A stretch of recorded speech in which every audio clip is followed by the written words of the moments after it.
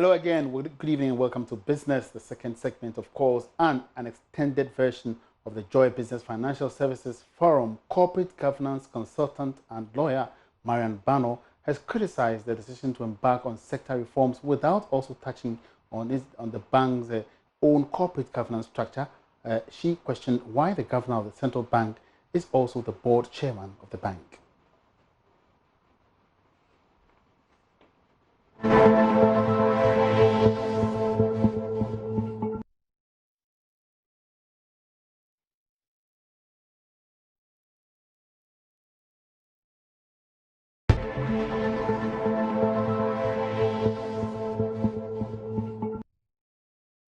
We are talking about management.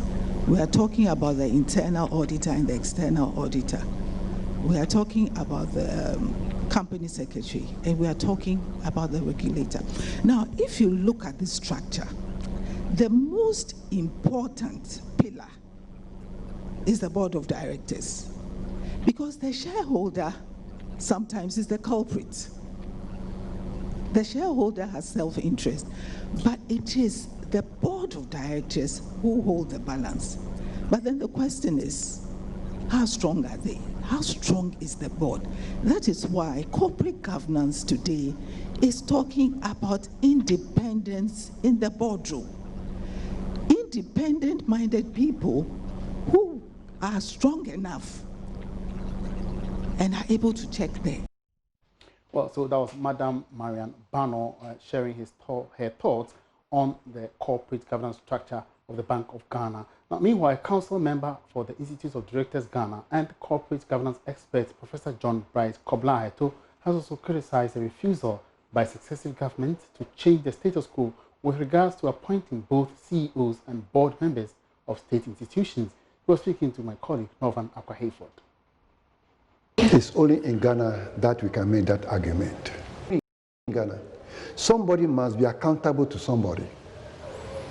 The governor of the central bank must be accountable to the board. The board must be accountable to somebody. Somebody must make a policy, somebody implement it. So what we have now, which I've always kept saying, and this abnormally started from Agama's days, the longest serving governor of Bank of Ghana. Those days, they made the rules, they implement them up to today. Nobody has the nerve to say, no, that is not the best thing to do. That's not the right thing to do. It's not the best thing. The CEO is the governor, full stop. There must be a board. He is a member of the board. But not to chair it? Not to chair it at all. You cannot, see, you cannot set a goal for yourself and come and measure yourself and then evaluate yourself at the end that you have done well.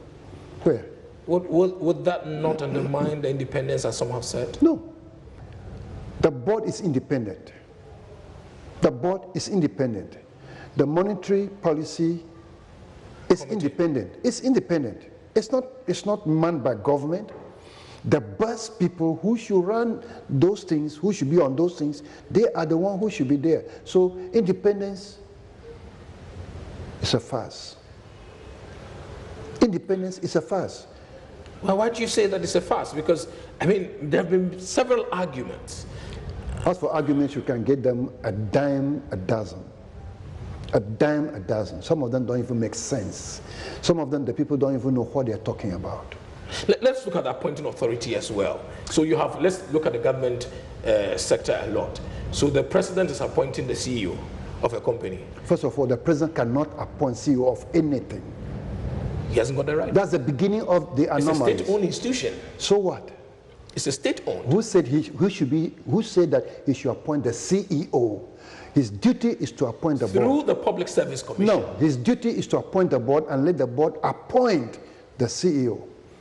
But when governance change, it is easy to appoint one person as a CEO. Easy, very quick. But a board of 10, 12 people takes time to vet them. So we have allowed the president to appoint CEOs, and the CEOs will come in place 1 year after, before the boards are appointed. And the question becomes, who is who? The CEO have assumed a position. I know the president. He's the one who appointed me. So who are you?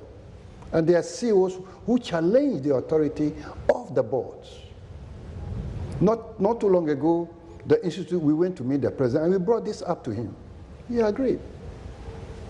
So if he agreed, are there moves to ensure that we can reform the laws so as to prevent what is happening? Would you call that conflict of interest? It's not so much the law. It's the issue about we know the right thing to do and we don't want to do it in Ghana. The president knows very well.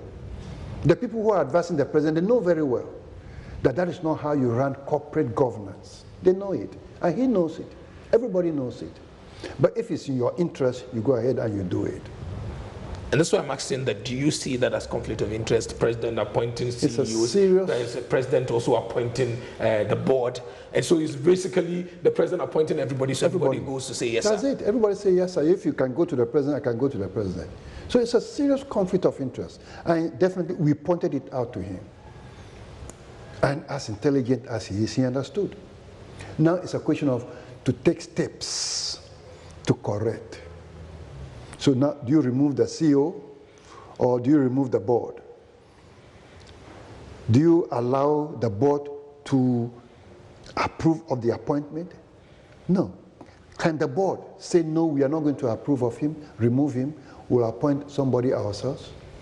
Every board has nominations committee, and those are the people who look around to determine who should be the best person we should engage.